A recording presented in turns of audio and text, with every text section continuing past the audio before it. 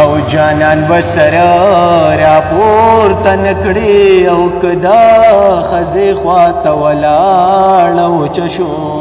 تماشه کړه ته قارېږي مور سلام کډه د کوچیانو په لاره تېرېدله کډه د کوچیانو په لاره پسر جانان دی جانان زما پسر جانان دی که زه یې پرېږدم د کوڅو ملنګ نشي نه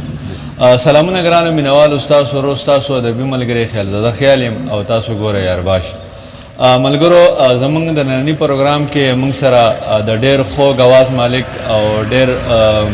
خوږ ملګری واجد کاشف جانی را سره ناست دی او چې تعلق یې دی د کوټګلې سره نو هغو را سره ناست دي هغو نه به یو په ښکلی انداز کې په یوه نوي انداز کې یو څو ټپې اورو موږ سره اوسئ د ټول ناول خو کاشف جاني ستاسو ډېره زیاته مننه چې راغلی او موږ له دغه موقع راکړله چې دغه یارباش مینوالو سره ستاسو دا غږ شریک کړو نو څه به وایې د یارباش په هکله ډېره مننه کوو خیالزاده بای ستاسو او ستاسو د پوره ټیمه چې موږ له خپل دومره قیمتي وخت راکړو مننه کوو ستاسو ښه دا راته ووایه چې دغه بلا شی ډېر مسافر دی ګوري نور زموږ یارباش مینوال تاسو ګوري نو څه به ورسره شریک کوئ یاره جی یو څو ټپې به ورسره شریکو کړو د مسافرۍ په حق نه ارشاد او جانان زما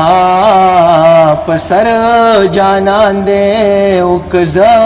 یې پرېږدم د کوڅو ملنګ به وي او چې یارانه وه او زما ستا وه او چې جدای شوه ټوله لمه په خبر شو نه او جانان بسره راپورته نکړي او کدا خزې خواته ولاړه وچه شومه او چې یارانه دې نه کوله او زما او د زړګې دیوالې ویښونه او چې یارانه دې نه کوله او د چا په خوله به دې جواب راکړی ونه او کیدن مینه دا ولې جاړې او منکره هسې مېلمانه راغلي دینه او مازدیګری دی او خیرې مکړه او تبا د ناس خیرې کوي رښتیا به شي او ما یې تماشه کړه ته قارېږي مور سلام کډه د کوچیانو په لاره تېرېدله کډه د کوچیانو په لاره تېرېدله وګرانه چې یارانه دې نه کوله وګرانه د چا په خوله باندې جواب راکړی او ګرانه چې یارانه وه زما ستا وه وګرانه چې جدای شوه ټوله لمپې خبر شونه وګرانه ملا بې وخته ځان مه کړه وګرانه زه د جانان غېږې ته اوس ورسېدمه وګرانه مور به دې مخ کل کړی نه وي وګرانه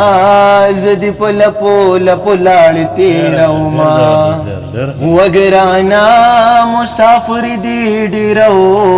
وکړه وګرانه